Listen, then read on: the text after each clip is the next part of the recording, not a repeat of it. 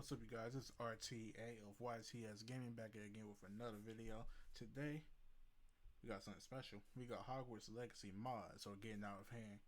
Shout out to Sweeney Plays Games. We about to get right on into it and see what type of mods are in this game and why they're getting out of hand.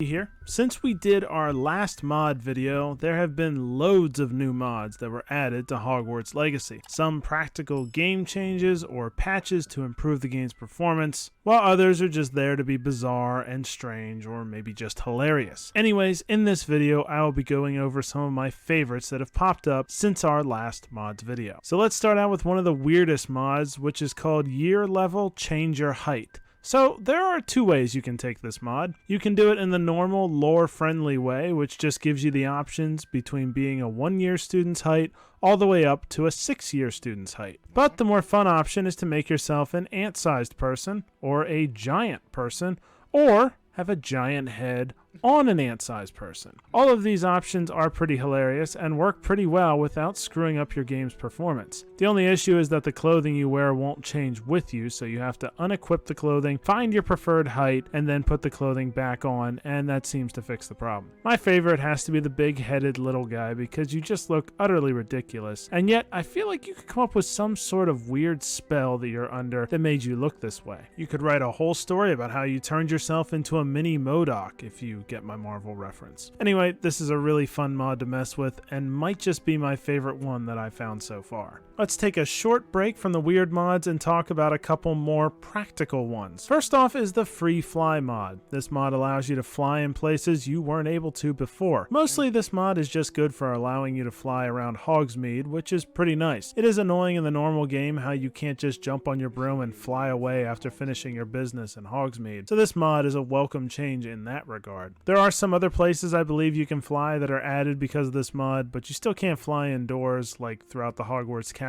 because I know, I've tried, but it's still a nice little quality of life change that adds a part to the game that really was missing. Also, another practical mod is the Room of Requirement Upgrado mod. In our last mod video, we talked about the Vivarium Upgrado mod, and its author is the same, so this mod is very similar, but for the entirety of the Room of Requirement instead. This allows potions and herbs to grow much faster so that you can harvest them almost instantly, and unlocks all the different parts of the Room of Requirement so you can go to town on how you would like to customize the space. This is great for all the home design aficionados who want nothing more than to let their design and personal artistic touches out into the game. It's also a very long process to unlock everything by actually playing the game legitly, so this is an understandable unlock. Even How many of you guys actually took the time to, like,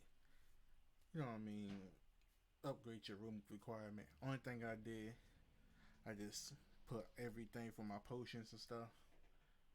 I got it set up like a GTA, like, I don't know if I can say it on YouTube, but if you play GTA, you know, I got it set up like that.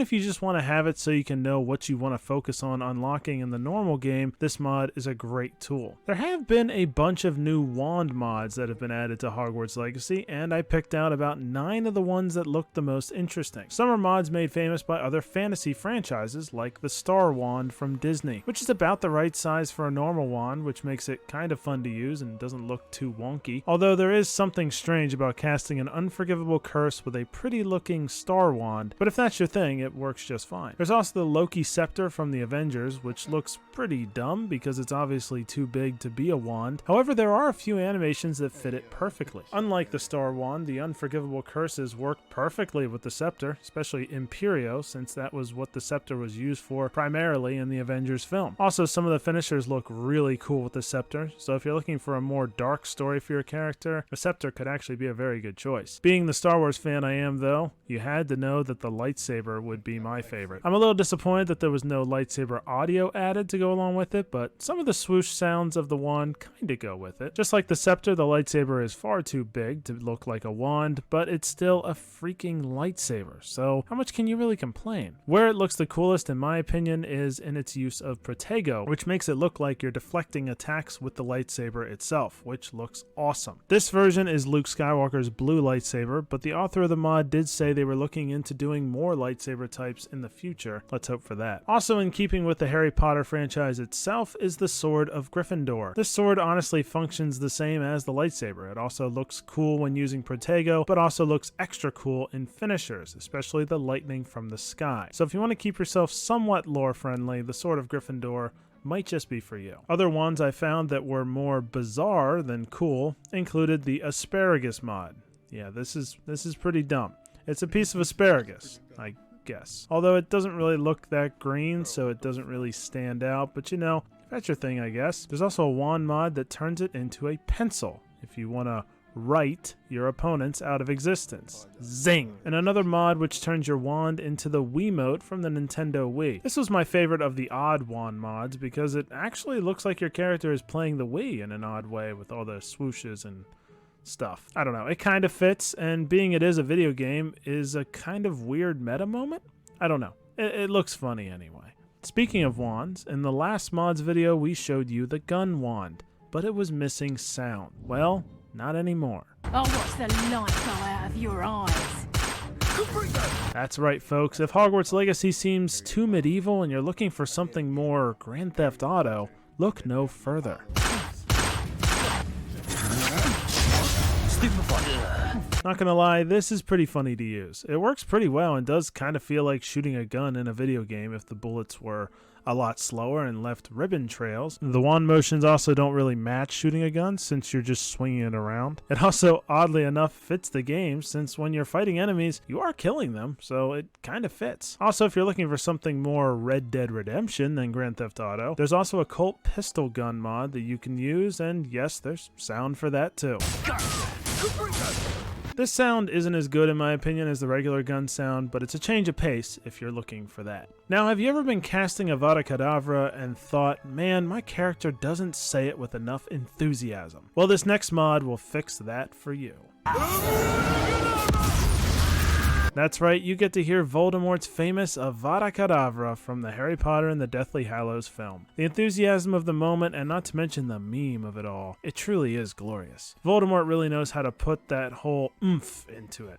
I love this mod. Truly glorious. There's nothing more to this mod, and nothing more that needs to be said. Voldemort, would you say it one more time?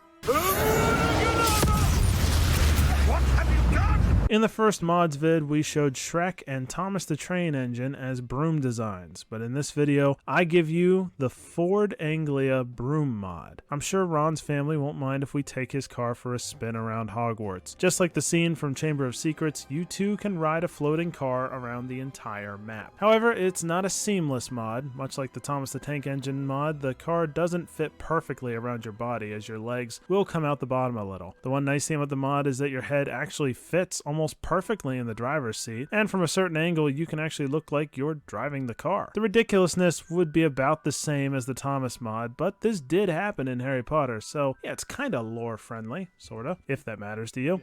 This mod does have some lighting issues at certain angles, but it's still pretty fun to break out, and I think we can expect some patches on it in the future as well. It also shows up in the background of the start screen, so that's a fun touch. From the unusual to the just downright wrong, we have the Body Pillow mod. Yes, you can ride your anime body pillow broom all over Hogwarts now. Yeah, it looks just as wrong as you might imagine.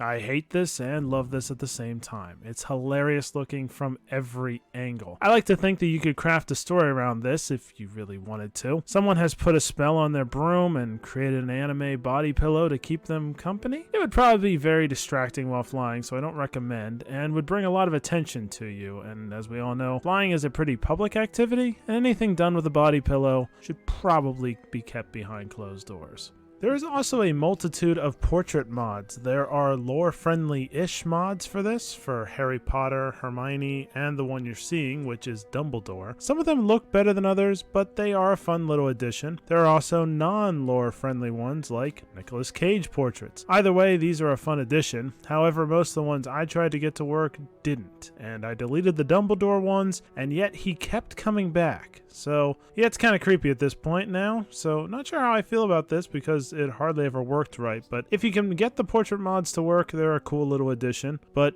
beware, they tend to have a mind of their own. The last mod we will look at today is Spider-Man. Yes, This mod's far from perfect. There's texture issues on the hands and around the neck, and of course it's missing the mask. However, you do get to play as Peter Parker, I guess, more than Spider-Man, or should I say Peter Potter. That's the name of the mod anyway. This mod's pretty fun. Seeing Spider-Man riding a broom feels like something straight out of Ready Player One, but it's still pretty cool. Also, the fighting reminded me of the Marvel Spider-Man video game since the combat controls are similar, so if you wanted to reinvent that game in some way, you kinda can. But the funniest thing about it is seeing Spider-Man interacting in cutscenes with students. In another life, Peter Parker could have gone to Hogwarts. And here's your chance to make that happen. Alright, so what did you guys think of the mods I presented today? Did you think they were cool? Maybe useful? Maybe just dumb? Let me know in the comments down below. Also, let us know if you want to see more videos like this about new... That about does it with this video. Those mods was pretty cool. Let's see if they have any more mods in the future. PC really got it on lock with these mods. I can't wait till they drop a multiplayer mod. But if you like what you've seen today, make sure you hit that like button, subscribe if you're new. More videos coming soon.